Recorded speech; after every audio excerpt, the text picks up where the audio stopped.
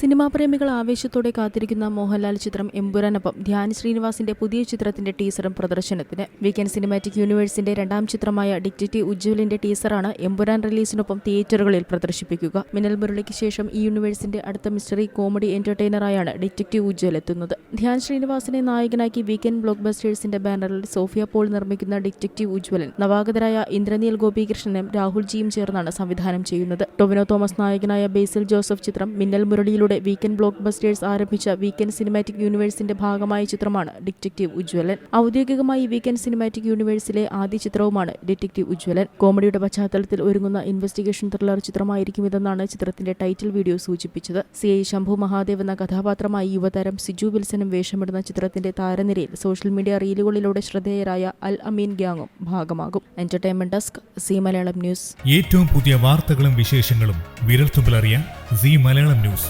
എല്ലാ ഡിജിറ്റൽ പ്ലാറ്റ്ഫോമുകളിലും ലഭ്യം.